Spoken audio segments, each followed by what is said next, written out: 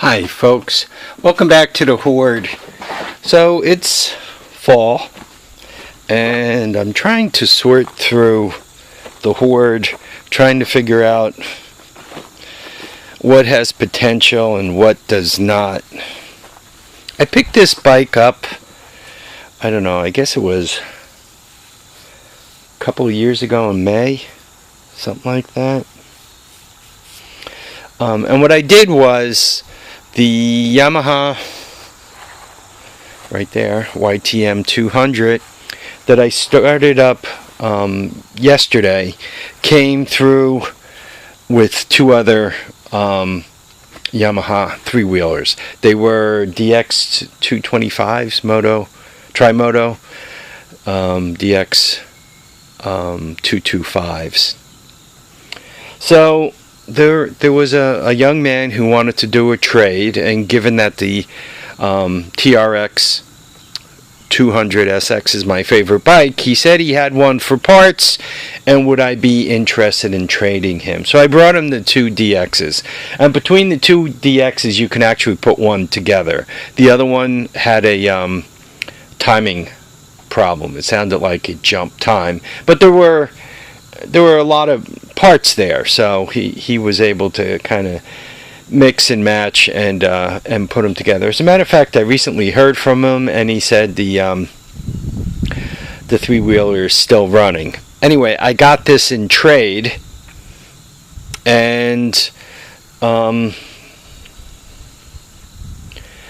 bike is pretty, I'm going to use the word shredded. I get asked once in a while, could I spare a set of plastics? Do I have a set of 200SX plastics to get rid of? Well, this is a bucket. This is one of those blue barrels that you put under a dock, or you, I don't know, put 45 gallons of liquid into. And so you could see how much, once again, this is barrel. See the blue? That's barrel. See the blue? That's barrel. This is the fender that's left. See the front fenders? Oh, there aren't any. See this thing? I mean, even if you were to clean it up, this is very thin. Look at that. Another 200SX. No plastic. There you go. Some bikes, it's about impossible to find plastic on, and the 200SX is one of those. The plastic, right from the factory, was a touch thin, and the way they installed it in the front and back, notice I used the word install, there was kind of a little bar thing that came out here and something on top, and there was a lot of stress in this area, so if you hit something you would have a tendency to break it here. Those two little, I'm going to use the word wire, there's an example of one of them right there, right? They allowed a lot of flexing of the fender, but the fenders were fragile, so this is typically how you find them, without any plastic at all. What this died of is pretty typical for a 200SX. I don't know if you guys could see the amount of movement between the sprocket in here.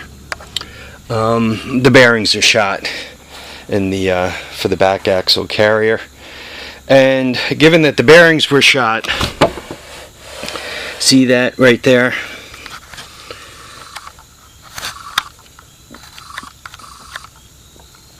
that is a gaping hole in this cover. So a lot of folks would say, oh, piece of cake, Harv, just go out and buy one of those covers. You cannot get those covers new anymore. There are none available. They probably threw so many change that they went through the inventory of whatever was in stock on the shelf. So even to take it off and try to you know, one might be able to get it off of there and do something with it.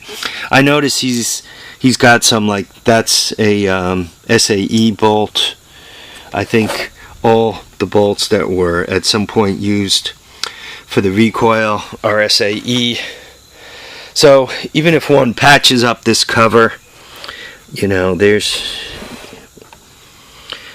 that to get around also. Not impossible, one could get around that, but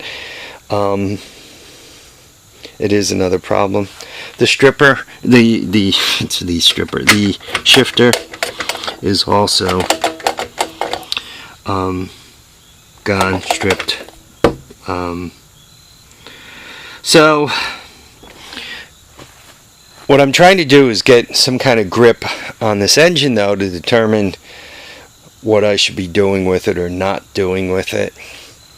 Anyway, I did a quick compression test on it. You know, clamp the leads, then touch the starter, let it go around.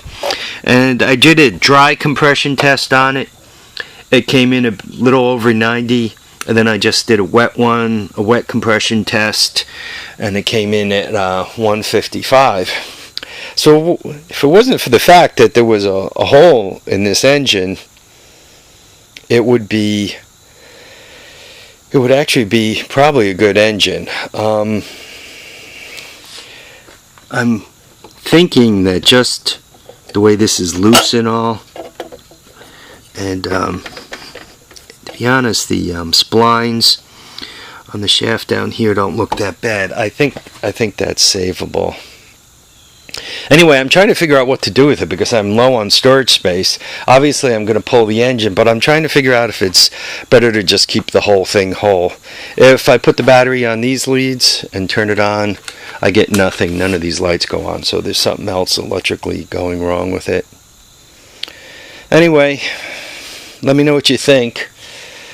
Thanks for watching and commenting and subscribing. If anybody has any good 200SX plastic out there, I would love it. Remember to keep your feet down, keep your heads up, and get out there and enjoy all your days. Bye now, folks.